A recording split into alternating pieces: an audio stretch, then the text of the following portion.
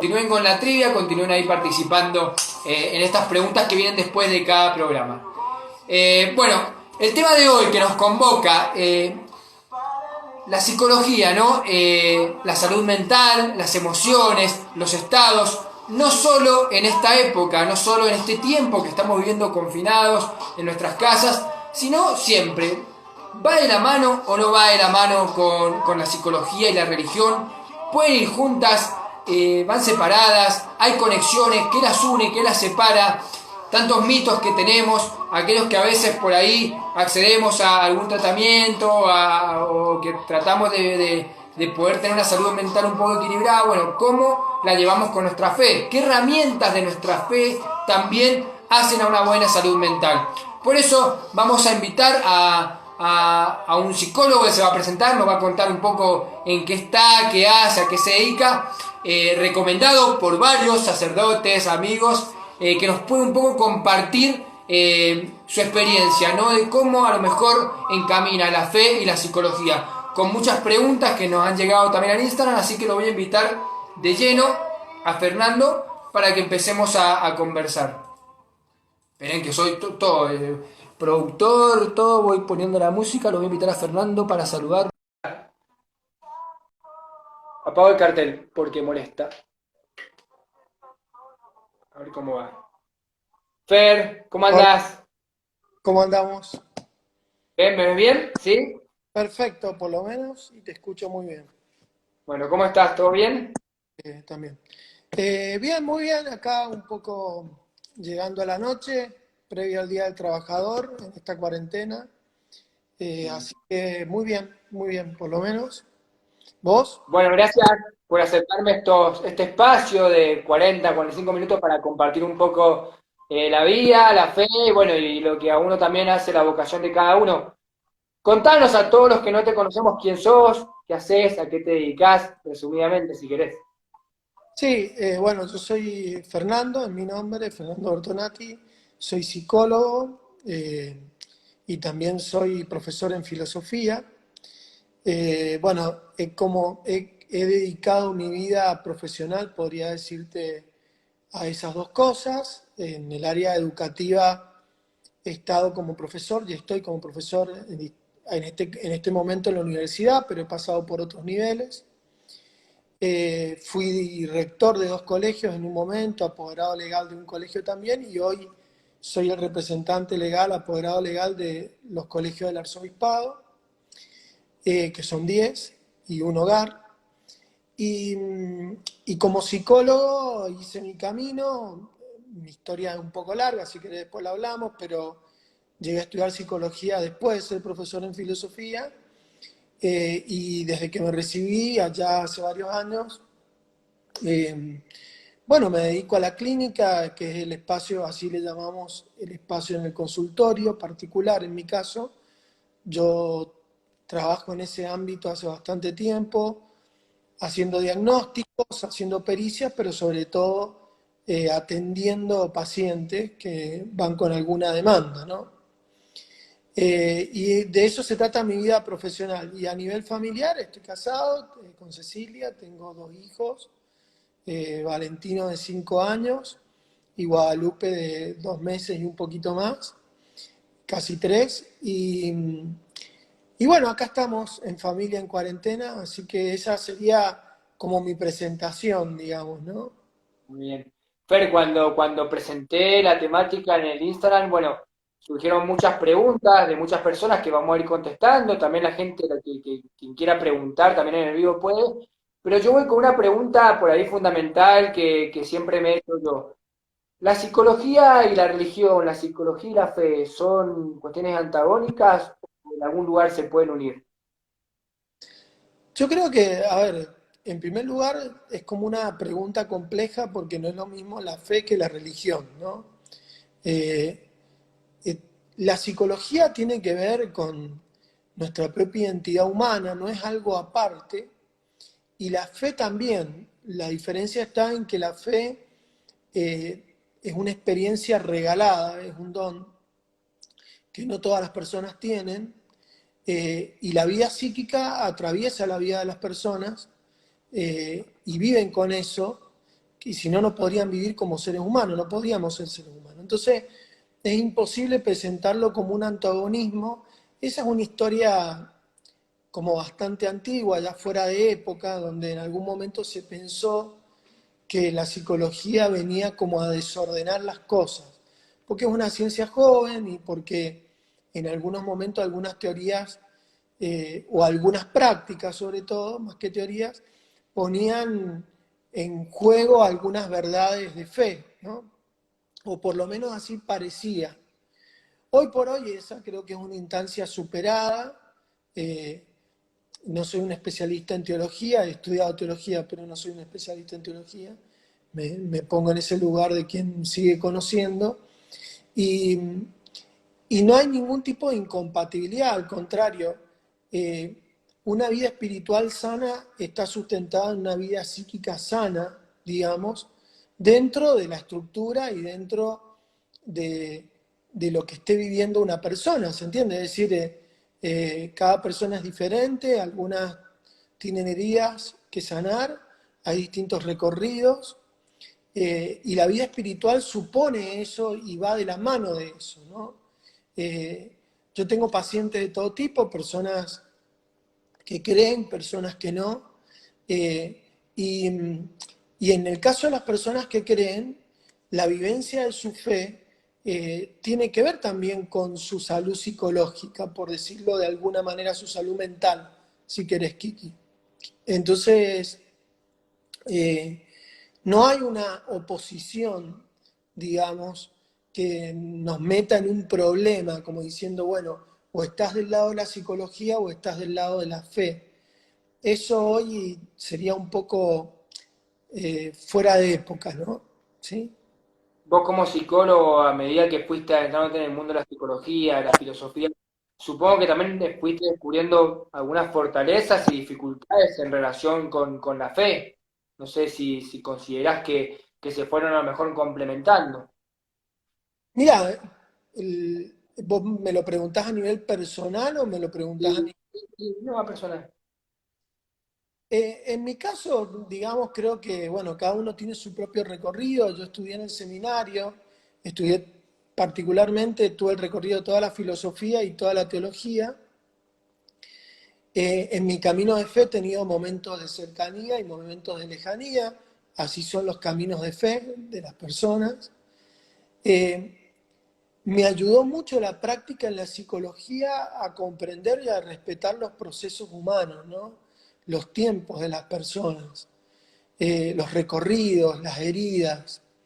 Eh, Me ayudó mucho a salirme de mí mismo, de mi propio narcisismo, y a comprender que cada uno tiene su propio recorrido, ¿no? Eh, la fe no, en mi caso nunca ha sido un problema, por lo menos yo no lo he sentido así, ni lo he vivido así. En el ejercicio de mi profesión, eh, ni siquiera acompañando a personas que piensan diferente a mí o que eligen también caminos diferentes a los que yo hubiera elegido. Yo cuando acompaño a alguien como psicólogo tengo el deber ético y profesional de respetar sus propias decisiones, ¿no?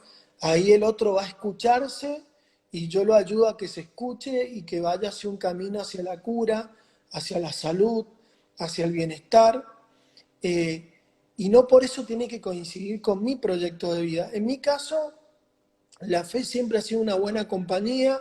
Creo que en momentos de experiencias muy lindas y en momentos de experiencias muy dolorosas, eh, ha habido siempre una experiencia de fe, digamos. Creo que en un sentido amplio también, desde una perspectiva más antropológica, la fe, creer en algo, tener fe, es algo que atraviesa más allá de la fe teologal, de la fe en un ser superior, en Dios. Tener fe es creer que algo distinto puede suceder. Y creo que cualquier psicólogo que trabaja en el ámbito de la salud mental y se dedica a esto, tiene fe y tiene la esperanza de que el otro va a hacer algo mejor con su propia vida, ¿no? Si no sería como un trabajo que nos enfrentaría permanentemente a la frustración, ¿no? Y no es así. como psicólogos, o por lo menos en mi experiencia, se experimentan grandes satisfacciones, ¿no? Eh, Tal vez no hay un gracias siempre, aunque hay muchas personas que agradecen sus procesos, pero no hay una, me refiero a que no hay una retribución inmediata, digamos, o a veces uno no termina de ver los recorridos, pero sí hay una gratificación en ver que el que estuvo frente a vos o el que está frente a vos va encontrando una que otra tipo de respuesta. No sé si te respondí la pregunta, pero digo, síntesis, la fe en mí es un complemento y también es cierto que las personas que tienen fe en Dios, particularmente, algunos son católicos, otros tienen una fe en Dios más diferente, más difusa, o en otros caminos, vamos a decirlo así, tiene un recurso más que no tiene el que no tiene fe, digamos, ¿no? Es así. Y puede valerse de eso para enfrentar sus propios fantasmas y sus propias dificultades, ¿no? Se me vienen varias preguntas a la cabeza. Una de ellas es, ¿a qué te referís, perdón, digo la ignorancia, con salud mental? Digo, ¿referís que hay una enfermedad, una patología o la salud mental es simplemente un equilibrio necesario? No, no, De... pero a que, bueno, nosotros nos dedicamos, somos agentes, somos actores de la salud mental, puede ser desde la prevención o desde el abordaje, ¿no? Eh, a veces trabajamos con personas que simplemente conviven con un gran malestar y no logran como encontrar una salida a sus propios problemas, sus propios conflictos, y a veces nos enfrentamos a patologías un poco más complejas, ¿no? Eh, Esto es un recorrido que tiene que ver con cada persona que se une en nuestra vida, ¿no? En nuestra vida profesional. Entonces, salud mental es el ámbito donde yo trabajo, digamos, ¿no? El ámbito específico de un psicólogo, es como delimitar el encuadre, dónde estoy yo ubicado, ¿no? Es como un poco así. ¿Considerás que cada persona, digo, en su dimensión, va a vivir también la fe de modo distinto según también su salud mental? ¿O en cierto modo la vida espiritual puede colaborar a una salud mental más sana y viceversa? Yo pienso en alguien, yo, por si soy una persona ansiosa, el momento de la oración por ahí me va a costar más que una persona que por ahí puede ser más paciente, no sé, pienso.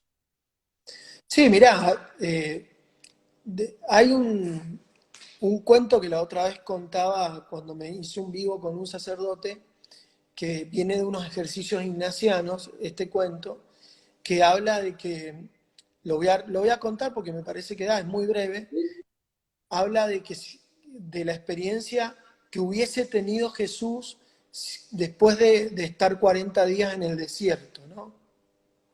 Entonces, primero va un médico, dice este cuento, esta fábula, y el médico le dice, bueno, usted está deshidratado, mal alimentado, en un estado deplorable que lo puede haber llevado incluso a alucinaciones, porque había una experiencia fisiológicamente extrema. Después dice el texto que va a un psicoanalista y este le dice, bueno, acá hay un conflicto con su padre, una búsqueda de una figura paterna que lo ha llevado a tomar decisiones extremas. Quiero aclarar que es una fábula esto, no se asusten. Y al final va a un maestro espiritual. Y el maestro espiritual le dice, lo que dijo el médico tiene razón y usted se tiene que hacer tratar. Lo que dijo el psicoanalista también es verdad y usted se tiene que acompañar y hacerse tratar, pero además, con todo esto, usted ha tenido una experiencia de Dios. Y eso es lo que va a trabajar conmigo, ¿no? Esto decía el maestro espiritual. Entonces, en esto da un poco desde una visión ignaciana que los lugares para trabajar las cosas tienen que ser los propios y como dice esta gran verdad teológica, la gracia supone la naturaleza.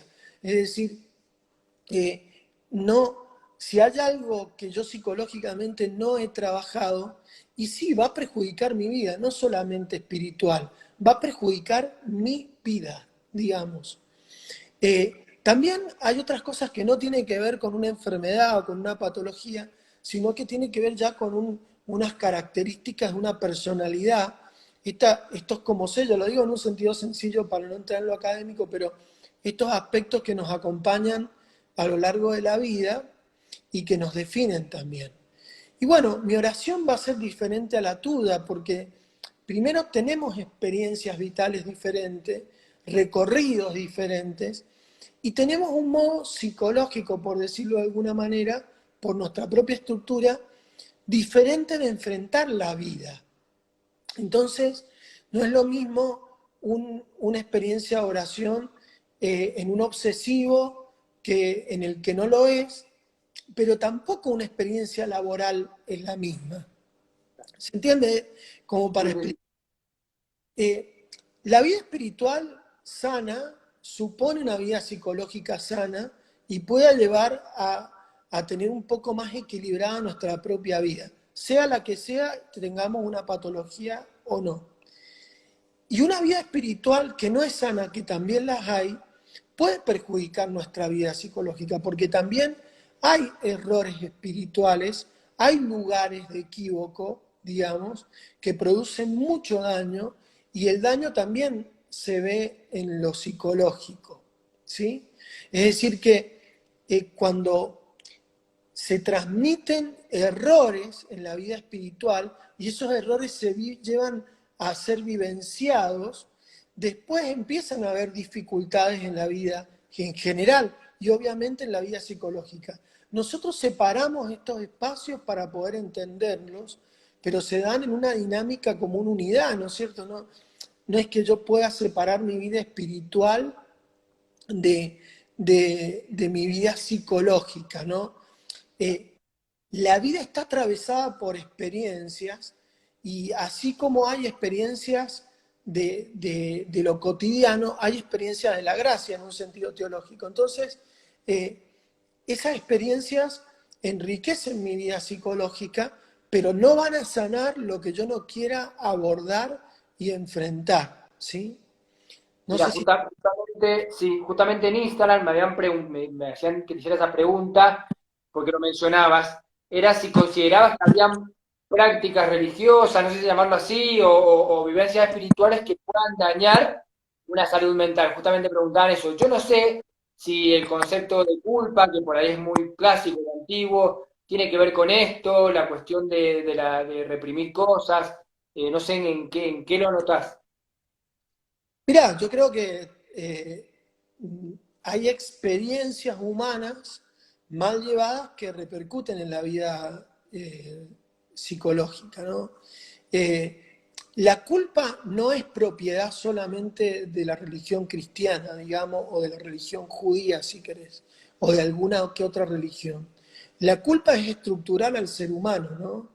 Y yo suelo decir a veces, donde hay un compromiso con algo, sea emocional o de cualquier tipo, hay culpa, ¿no?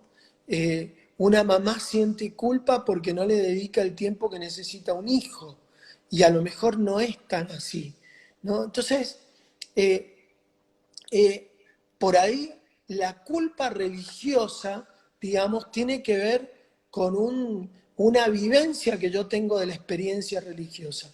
Y ahí hay que aclarar algo. Eh, la vida espiritual, por lo que yo puedo entender y he estudiado y lo que vivo, tiene que ver con un encuentro con otro, ¿no? Con el totalmente otro. Pero también pueden haber reduccionismos donde yo pueda reducir ese otro a una idea o solamente a una experiencia moral, de vida moral, ¿no? Entonces, ahí empiezan a haber conflictos porque cuando yo sigo una idea, es muy difícil bajar una idea a la experiencia vital, ¿sí?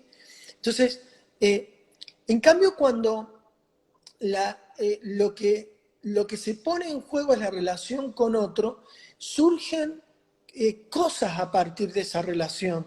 Surge un vínculo, hay un vínculo y el vínculo permite que yo tenga una vida con un compromiso porque yo elegí eso, ¿sí? Y porque ese encuentro con el otro me enriquece. Entonces, hay experiencias religiosas que pueden estar, y esto, bueno, tendrás que preguntarle después a alguien más versado que yo en teología, pero pueden estar alejadas, yo me animo a decir desde mi ámbito, alejadas de experiencias legítimamente humanas, digamos, porque están muy adheridas a una idea, ¿no? Y no es lo mismo una experiencia espiritual que una ideología. Y yo puedo vivenciar las cosas así. Si las vivencio así, y sí, me pueden hacer mal, ¿no? Eh, hay en los pacientes de hoy, y creo que en los de varias temporadas, una experiencia a veces excesiva de la culpa, una experiencia, no sé, dice que se escucha muy bajo, voy a ponerlo más fuerte, voy a gritar. No, se Eh, escucha ¿Se escucha bien? Bueno, bien. una experiencia eh, muy compleja en orden a la represión, porque, digamos, cuando hablo de la represión en un sentido patológico, porque hay una represión que tiene que ver con el funcionamiento sano del psiquismo, entonces no estamos hablando siempre que hablamos de represión de un problema, pero puede haber a veces vivencias religiosas mal llevadas que hagan de mi experiencia espiritual una experiencia negativa, digamos, o al revés, ¿no? No sé si me explico con esto o quedó muy enredado, ¿no? Pero eh, se puede vivir mal una experiencia espiritual, ¿se entiende? Y va a tener una repercusión muy grande en mi vida religiosa y en mi vida psicológica. Vos fíjate, hay un escrito muy ya de algunos años de una hermana benedictina que se llamaba La ascesis de la normalidad, ¿no? Era un texto bastante psicológico, pero era espiritual, y que planteaba esto, digamos, poniendo entre comillas la palabra normalidad porque es bastante discutible, pero de alguna manera, si yo vivo bien, el mensaje era este, el que recuerdo hoy, si yo vivo bien mi propia vida, si la vivo sanamente, sería muy difícil que mi vida espiritual estuviera en conflicto con mi vida psicológica, ¿se entiende? O mejor dicho, voy a decir de otras maneras, que mis deseos estuvieran en contra de lo que quiero vivir o de lo que quiero vivir desde una vida de fe, ¿no? Se entiende perfectamente. Bien. Sí, considerás, y ahora sigo con las preguntas que me han hecho, ¿considerás entonces que, digo, claramente cada persona es distinta, cada persona como tiene una forma de comportamiento, pero hay alguna receta o alguna manera para vivir una espiritualidad sana en conjunto a una salud mental sana, digo, ¿hay algo o eso es muy particular? Mirá, recetas no hay, desgraciadamente no hay, como no hay garantías, ¿no? Para vivir una vida sana. Eh, pero en la psicología lo que busca en cualquiera de sus escuelas, que busca, no hablo de los psicólogos o las psicólogas porque por ahí pueden haber experiencias buenas y malas, sino la psicología en general y algunas de las escuelas más prestigiosas, por lo menos, están buscando que la persona viva en el ámbito de la salud y eso significa que tenga una vida saludable y una vida equilibrada que le permita disfrutar el recorrido de su propia vida, ¿no? Es decir, la psicología como la espiritualidad están del lado de la vida, no de un lado diferente, ¿sí? Entonces, si vos me preguntás algunos tips, ¿qué se me puede ocurrir? Se me puede ocurrir decirte, en primer lugar, que este es un recorrido, es un camino, y que es un camino no hacia una perfección en un sentido griego de la palabra, que es una perfección, digamos, demasiado gnóstica o demasiado estrecha en su definición, como muy acotada, sino una perfección que implica vivir mejor conmigo y con los demás, ¿sí? Otro tips es que hay momentos en la vida donde no todo es tan claro, no solamente desde el lado de la fe, sino también psicológicamente. Hay un concepto en el ámbito espiritual que es el de la noche oscura, del cual hablan muchos maestros espirituales y santos incluso. Entonces, la noche oscura también se puede dar, o sea, también involucra nuestra propia visión de la vida, por lo tanto, aborda nuestro psiquismo. También podemos tener una noche oscura incluso en el ejercicio de nuestra profesión. O sea, algún momento de nuestra vida, quiero decir con noche oscura, en algún momento nos sentimos probados porque no vemos más allá de hasta donde estiramos el brazo, ¿no? Es decir, no tenemos tan claras las cosas. Entonces, el tips que se me ocurre decirte en este momento es que cuando a mí me empiezan a hacer ruido algunas cosas y empiezo a vivir como una especie de naturalización del conflicto, entonces en ese momento yo tengo que preguntarme qué me está pasando y qué está sucediendo en mí, que no puedo llegar a sentirme bien conmigo mismo. Ese es un indicador fundamental. Si yo no me siento bien conmigo mismo y si ese conflicto encima tiene eco en el entorno mío, laboral, familiar, en mis amigos, en la persona con la que estoy compartiendo la vida, bueno, evidentemente hay algo que no está funcionando bien. Y si me preguntás qué tengo que hacer ahí, y pedir ayuda, ¿no? Pedir ayuda a un profesional, pedir ayuda a un maestro espiritual, ¿no? Si soy una persona de fe. Si no soy una persona de fe, al menos pedir ayuda, digamos, y si me cuesta ir a un psicólogo, al menos buscar un maestro espiritual, ¿no? Entonces, eh, porque la vida es un recorrido, ¿no? Entonces, por ahí buscamos como soluciones, como prácticas para una experiencia que es compleja, ¿no? Entonces voy a decir, ¿qué solución práctica hay para mi vida? Y mirá, no sé, si yo te pregunto a vos y te devuelvo la pregunta y te digo, bueno, Kiki, a ver, decime algo práctico para poder vivir bien. Y la verdad que cuando empezás a enumerar, eh, no sé, posibilidades, decir, voy a decir cualquier estupidez, digamos, o sea, no, bueno, alimentate bien, haz ejercicio, no sé, en la vida espiritual rezá, pero en el fondo son como obviedades. Si yo tengo una vida espiritual, y evidentemente voy a intentar rezar, ¿se entiende? Es decir, me voy a intentar conectar, es como una obviedad. Y si yo tengo una vida psicológica, también voy a intentar vivir bien. Ahora, por lo menos si me hago cargo de esa vida psicológica que tengo, si me escucho. El problema está cuando nos acostumbramos a vivir mal, ¿no? Y esto es como la languidez, ¿viste? Es como las personas que dicen, mira, yo no necesito desayunar, y algunos llegan a decir, estamos hablando del desayuno, el alimento más importante del día, algunos llegan a decir, a mí me hace mal desayunar, yo me descompongo si desayuno. Entonces, la pregunta que le haría a cualquier nutricionista sería, o un médico, ¿y no te hace ruido eso? Es decir, no, miércoles, ¿cómo son nuestras languideces psicológicas y nuestras languideces espirituales, ¿no?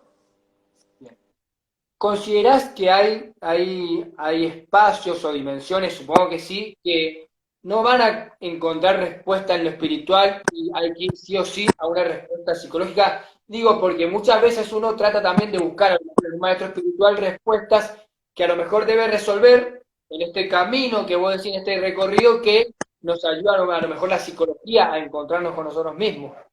Digo, a ver si lo resumo. La capacidad de encontrar nuestros límites, la capacidad de reconocer los límites, cosas que a lo mejor uno abandona a Dios, cosas que uno realmente debe ocuparse. Pienso mucho, a lo mejor, no sé qué experiencia tenés de lo que es el coaching, de esto de que si vos querés, podés, y lo soñás, podés, y hay cosas que no son reales. Mira, está bueno lo que decís, lo voy a empezar a tomar por el coaching, sin meterme, no estoy No, criticando no. con coaching, pero hay en algunos coaching y en la psicología motivacional que se llama, como una frase muy común, que es útil en algunos ámbitos, que dice vos podés, todo se puede. Mira, A la vez hay una experiencia donde las personas suelen decir en algunos momentos de la vida y en algunas circunstancias me tengo que poner un límite, ¿sí? ¿Viste? Una expresión bastante común. Che, me tengo que ponerte un límite en esto. En realidad yo cambiaría la frase. Nosotros tenemos límites.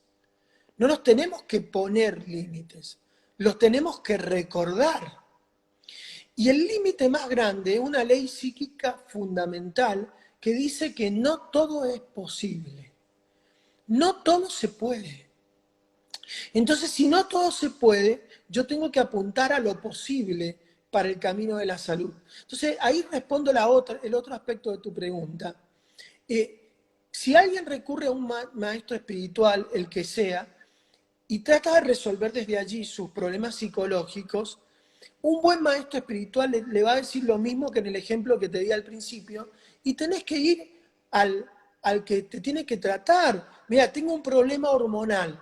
Por supuesto que alguien que tiene fe va a recurrir desde la fe a tratar de que eso se solucione, pero tiene que ir un médico para que eso se trate, ¿se entiende? Entonces, también desde el ámbito de la salud mental, desde la psicología, lo que se tiene que tratar en un ámbito terapéutico, se tiene que tratar ahí, porque no hay una solución mágica para las cosas. Ahora, también hay límites en la psicología, porque no todo es posible, y yo no voy a abordar caminos de fe de una persona, solamente lo voy a abordar desde una perspectiva psicológica, pero un buen psicólogo o una buena psicóloga no se va a meter en la creencia del otro. Por eso a veces me da risa a mí cuando alguien me busca y me pregunta, ¿usted es un psicólogo católico? Como si eso fuera garantía de algo. Y yo le contesto, pregúntame si soy buen psicólogo, digamos, ¿no? O pregúntame si hago las cosas bien, y no me pregunté si soy católico o no, porque es insignificante. Si yo soy un buen psicólogo, digamos, te voy a tratar bien y voy a respetar tus procesos y tus creencias, que seguramente en muchos aspectos van a ser diferentes a las mías. Y no por eso vamos a hacer una mala relación terapéutica. Ahora, hay errores y eso ya tiene que ver con experiencias particulares, tiene que ver con algunas personas que han tenido malas experiencias con algunos profesionales. Entonces, también hay personas que han tenido malas experiencias con algunos maestros espirituales. ¿Se entiende? Es decir, cuando hay una relación vincular, la posibilidad del conflicto siempre está, digamos, ¿no? Entonces, nosotros trabajamos, lo hablo como psicólogo, trabajamos de un supuesto saber que el otro busca en nosotros y desde allí vamos ayudando al otro a que se escuche y pueda resolver sus propios interrogantes, ¿sí? O sea, si me preguntáis cuál es nuestra tarea, sus interrogantes vitales, psicológicos, vivenciales, son los que tiene que resolver en un consultorio. Y de ahí, bueno, habrán experiencias espirituales que tienen un límite, digamos. O sea, si alguien me pregunta, ¿debo o no debo hacer esto? Y la verdad que yo no sé qué contestarle. Le diría, mirá, yo no vivo tu vida, yo no te voy a decir qué debes, o te lo digo de otra manera. Por ahí algunos pacientes dicen, hice lo que me dijo que me pidió que hiciera. Hice tal cosa, digamos. Y yo le dije, mirá, vos entendiste que yo te pedí que lo hicieras. Yo nunca te dije que lo hicieras. ¿Se entiende? Es decir, yo te dije que tenías tales alternativas, pero yo no te dije, hace esto. Y esto también lo debería considerar, supongo, un maestro espiritual, porque un maestro espiritual no va a decirle al otro lo que el espíritu le está diciendo que haga, ¿se entiende? Es decir, algún maestro espiritual mío que le hice alguna pregunta tonta, no recuerdo cuál fue, digamos, pero me acuerdo sí la situación, donde le pregunté, bueno, ¿y ahora qué hago con esto y demás? Me dice, demasiado tengo con mi vida como para yo meterme en lo que el espíritu te diga a vos. O sea, a ver, eso lo tenés que ir descubriendo vos. Yo no te voy a decir qué tenés que hacer. Entonces, me parece que esto responde un poco a tu pregunta, creo. En esto que te hablé de los límites, ¿considerás que se me viene a la cabeza ahora? la misericordia, ¿no? Como algo totalmente sobrenatural, ¿no? Que Dios nos mira con amor, eh, tiene que ver también con un proceso en que uno pueda reconocer que a lo mejor en sus límites, en sus miserias, pueda ser amado a pesar de lo que es o de la vida como es. No sé si me explico, digo, puede mirarse la misericordia en una clave psicológica, por así decirlo, en cómo reconocer mis límites, hasta acá llegué, y hasta qué punto eso no es un hilo muy fino con esto que decís del quedarse quieto y el no tampoco caminar. A ver si puedo responder la pregunta porque es compleja, pero se me ocurre decirte, en primer lugar, la experiencia del límite nos enfrenta a una frustración, ¿sí? Y de hecho es bastante difícil sobreponerse a las propias frustraciones, ¿sí? Entonces, a nadie le gusta la experiencia del límite, a nadie le gusta estar en cuarentena. ¿Se entiende? Es decir, a nadie le gusta que le digan qué tenés que hacer. ¿Sí? Hasta dónde podés, qué día salís a comprar, qué día salís a pasear. A nadie le gusta esa experiencia. Pero de hecho está. O sea, hay una ley que permite cuidar la vida. Tomo el ejemplo de la cuarentena porque es cercano. Entonces, digo, hay una ley que te dice no podés salir porque te tenés que cuidar vos y tenés que cuidar al otro. Entonces, hay una ley que cuida la vida. Eso también se da psicológicamente. Hay leyes psicológicas que cuidan la vida, cuidan la propia vida. Entonces, digamos, en algunos momentos, si yo me estoy tratando demasiado mal y no me termino de aceptar, digamos, estoy buscando una misericordia sobre algo que yo no estoy aceptando de mí mismo. Los seres humanos solemos ser muy tiranos con nosotros mismos, solemos ser muy duros con nosotros mismos. Es un movimiento, te diría, bastante primitivo y se sostiene a lo largo del tiempo a nivel psíquico, de tratarnos mal, ¿sí? Y de exigirnos demasiado. Y con esto no estoy planteando que, no, mirá, relajá la vida. No, tenés que ir al terreno de lo posible, porque si no, parece que lo posible fuera lo más accesible que hay. Pero mirá, lo posible es vivir bien y mucha gente vive muy mal, ¿no? Vive muy mal su propia vida. Fíjate, yo te doy un ejemplo de hoy. ¿Por qué la gente le molesta en parte? Hay otros motivos también, pero ¿por qué en parte psicológicamente le molesta tanto la situación psicológica de la cuarentena, ¿no? Porque la cuarentena tiene, el aislamiento, tiene la particularidad de que te enfrenta a tus propias preguntas. Vos ya no le podés echar la culpa a otro, ¿entendés? Porque, qué sé yo, nos pasa algo y los argentinos somos expertos en culpabilidad, nos pasa algo y es el presidente, la presidenta, el político, el vecino, el empresario, el que le va mejor que a mí, la otra, el otro. Pero ahora, cuando tenés que vivir una pandemia, digamos, donde más allá de un momento inicial del virus, esto ya no tiene un control, digamos, y el control es aislarse, ya no le tengo a quien, no tengo a quien poner, en quién depositar la culpa. Y entonces me tengo que hacer cargo de lo que me pasa, que tiene que ver con mis propias preguntas. Entonces la cuarentena termina siendo incómoda. En síntesis, es como esto. En la vida estamos acostumbrados muchas veces a vivir viendo la vida como un teatro donde nosotros somos los protagonistas, pero estamos como espectadores. Y de pronto hoy alguien nos empujó y nos dijo, flaco, hacete cargo de tu papel, porque el único que puede cuidar tu vida sos vos. Bueno, saquemos la cuarentena. La vida psicológica es lo mismo. ¿Cuántas personas se acostumbran a vivir mal? ¿No? Y el conflicto queda como enquistado. Me llevo mal con mi esposo, con mi esposa, con mi amigo, con mi pareja, con mi novia, no sé, con quien fuera, digamos, con mis hijos, con mis padres, y esto se instala en la vida, ¿no? Entonces, de pronto, si yo busco como soluciones mágicas, incluso desde una perspectiva religiosa, estoy recorriendo un camino equivocado, porque ese no es el camino de las soluciones, ¿no? Entonces, cuando yo tengo una mirada demasiado tirana sobre mí mismo, y la misericordia puede ayudar a recordarme que todo ser humano tiene limitaciones y que todo ser humano tiene que hacer un recorrido para perdonarse y para aceptarse, ¿sí? Entonces, yo creo que va por ahí, ¿no? Era eso. Te voy a hacer algunas preguntas que me ha hecho por ahí la gente por Instagram, a lo mejor ya un poco respondías también. Una vez dice, ¿qué sucede cuando una patología como la depresión afecta mi constancia en la fe? Pregunta alguien. Mirá, la depresión es una patología muy compleja y nunca es única, hay distintos tipos de depresiones, o se dan distintos tipos de cuadros dentro de la depresión. Eh, la vida de fe puede ayudar a alguien que tenga depresión, está claro, y yo lo he visto en la clínica y hay literatura sobre eso.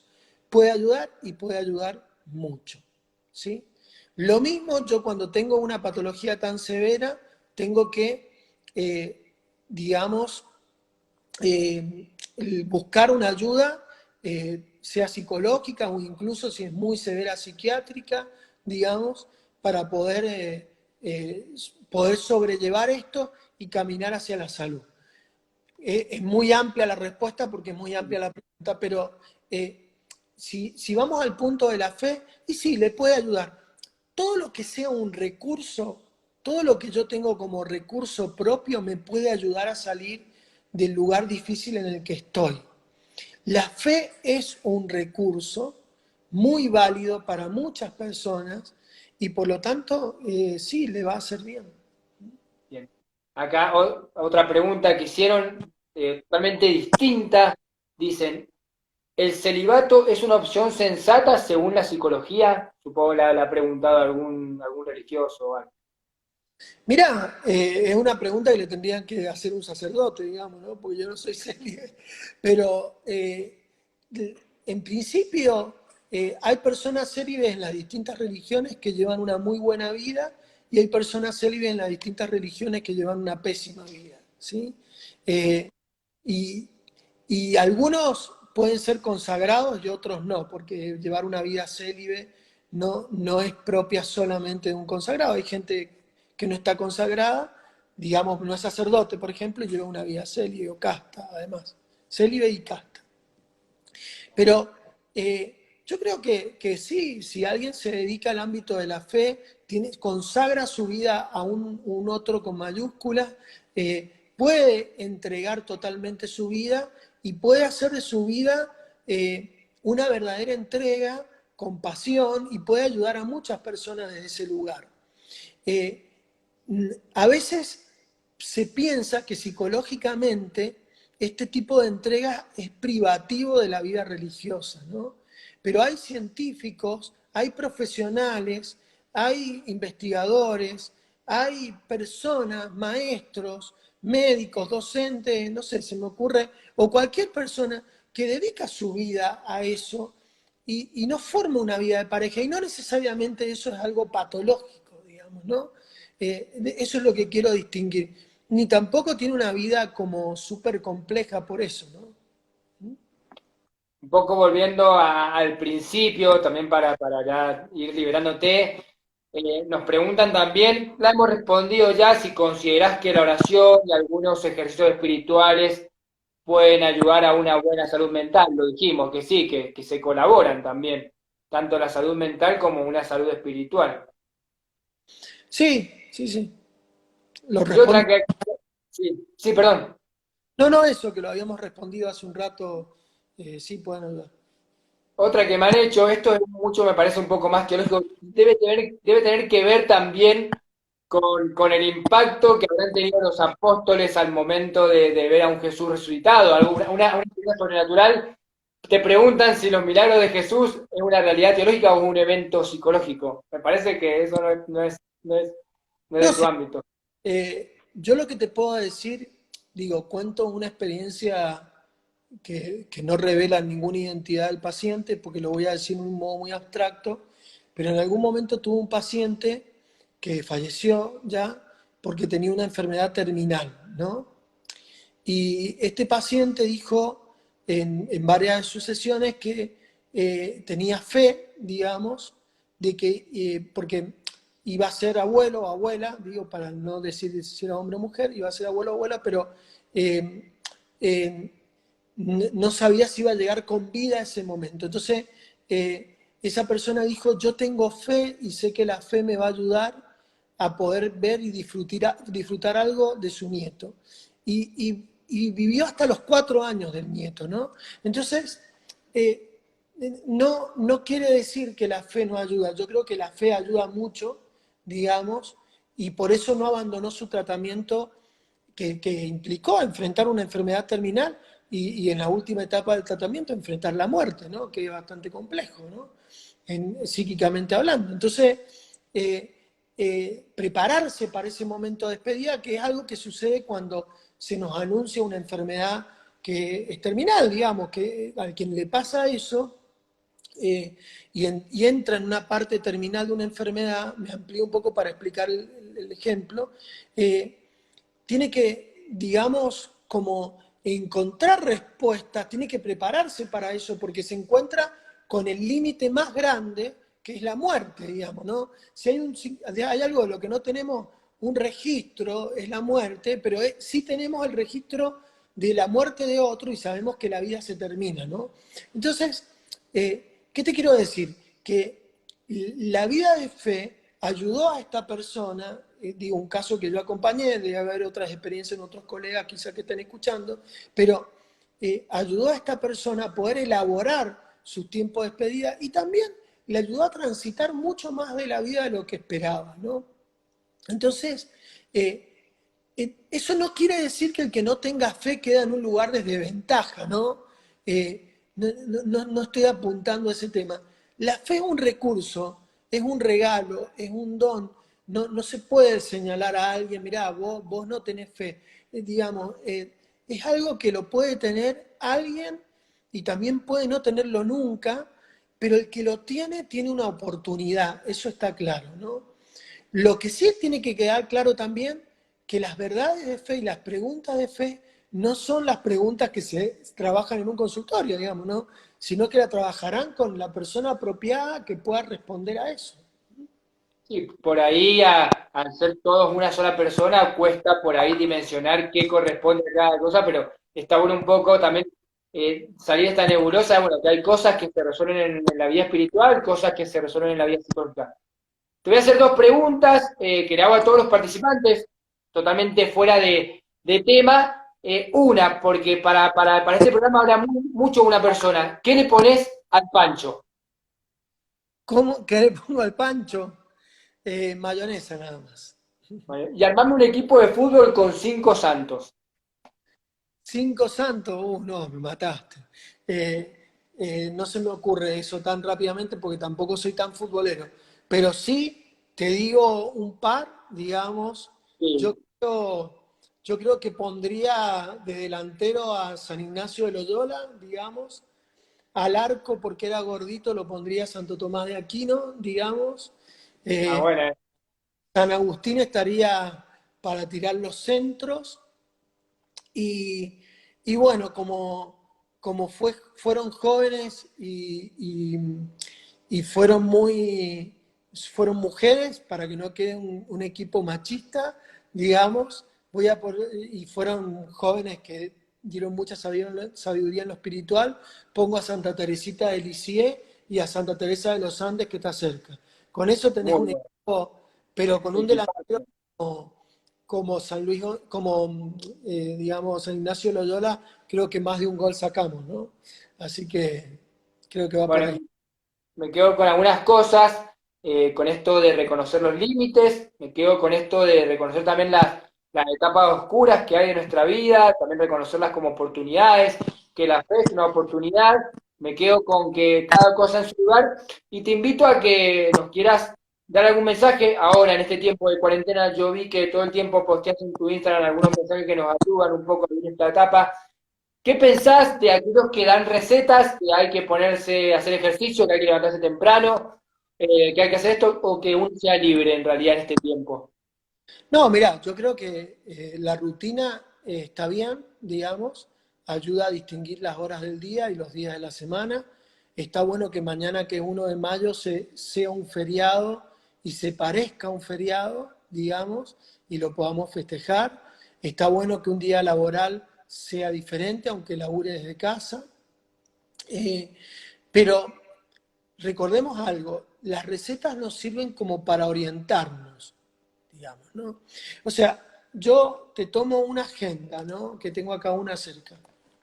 La agenda me permite a mí organizarme, quizás mentalmente, digamos, eh, pero no me va a organizar la vida. ¿Se entiende? Es decir, yo no puedo decir cuando aparece un imprevisto, a ver, déjame ver qué lugar le di al imprevisto, ¿no? Hay que animarse a vivir y aceptar los imprevistos en la vida. Hay que animarse a vivir sin garantías, ¿no? Porque si no también, de alguna manera ponemos incluso la experiencia de Dios como en un vaso demasiado pequeño, ¿no? Eh, como si no hubiera nada nuevo que encontrar, incluso en la relación con el otro, como si no hubiera nada nuevo que descubrir.